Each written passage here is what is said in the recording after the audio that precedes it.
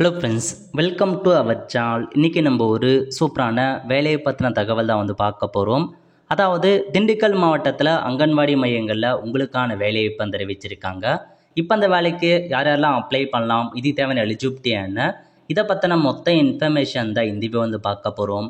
இந்த video skip பண்ணாமல் ஃபுல்லாக பாருங்கள். அது மட்டும் அல்ல, இந்த வீடியோ நிறைய பேருக்கு ஷேர் பண்ணுங்க. ஓகே, அதாவது திண்டுக்கல் மாவட்டத்தில் பார்த்தீங்கன்னா 154 அங்கன்வாடி பணியாளர்கள், 3 குறு அங்கன்வாடி பணியாளர்கள், 78 அங்கன்வாடி உதவியாளருக்கான வேக்கன்சி கொடுத்துருக்காங்க.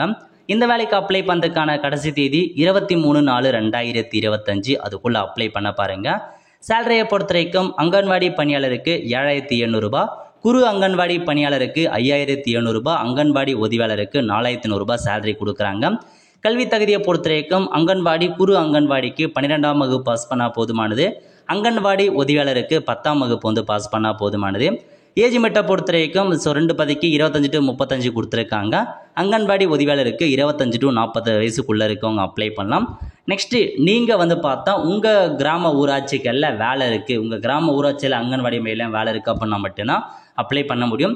வேறு ஒரு கிராம ஊராட்சியில் போயிட்டு அப்ளை பண்ண முடியாது.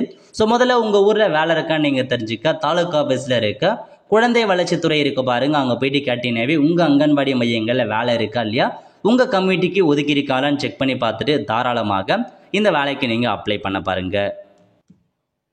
ஓகே, ஒவ்வொரு பதவிக்கும் தனித்தனி அப்ளிகேஷன் ஃபார்ம் கொடுத்துருக்காங்க. ஸோ அப்ளை பண்ணுறவங்க அப்ளை பண்ணிக்கோங்க.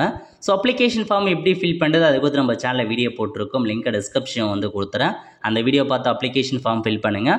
அந்த அப்ளிகேஷன் ஃபார்ம் கூட எந்த மாதிரி டாக்குமெண்ட் அனுப்புகிற மாதிரி இருக்குன்னா 10th 12th டிசி அதெல்லாம் நீங்கள் அனுப்புகிற மாதிரி இருக்கும். அதுக்கப்புறம் ஜாதி certificate, next ration card, Aadhaar card, voter ID, அதில் ஏதாச்சும் ஒரு டாக்குமெண்ட்டும், ஸ்பெஷல் கேட்டகரியாக இருக்கீங்க, விதவை, ஆதரவற்ற விதவையாக இருக்கீங்க, டிஃப்ரெண்ட் டேபிள் பர்சன், அதுக்கான எல்லா டாக்குமெண்ட்டுமே செல்ஃப் அட்டாச் போட்டு அந்த அப்ளிகேஷன் ஃபார்மை ஃபில் பண்ணி அனுப்புங்க. எந்த அட்ரஸ்க்கு அனுப்பணும் அப்படின்னா, இப்போ நீங்கள் திண்டுக்கல் மாவட்டம் அப்படின்னா திண்டுக்கல் மாவட்டத்துக்கான எல்லா அட்ரஸுமே கொடுத்துருக்காங்க. உங்கள் தாலுக்கில் போயிட்டு அப்ளை பண்ணுற மாதிரி இருக்கும். இப்போ ஆத்தூர் தாலுக்குனா அதுக்கு நேராக அட்ரஸ் கொடுத்துருக்காங்க பாருங்கள். இந்த அட்ரஸ்க்கு அப்ளிகேஷன் ஃபார்மை தபால் அனுப்பிங்க அல்லது டேரெக்டாக கொடுக்க பாருங்கள். ஓகே, ஸோ இதான் என் ஜாப்க்கான மொத்த இன்ஃபர்மேஷன். கண்டிப்பாக இந்த வீடியோ நிறைய பேருக்கு ஷேர் பண்ணுங்கள். அடுத்து ஒரு நல்ல வீடியோவில் சந்திப்போம். நன்றி, வணக்கம்.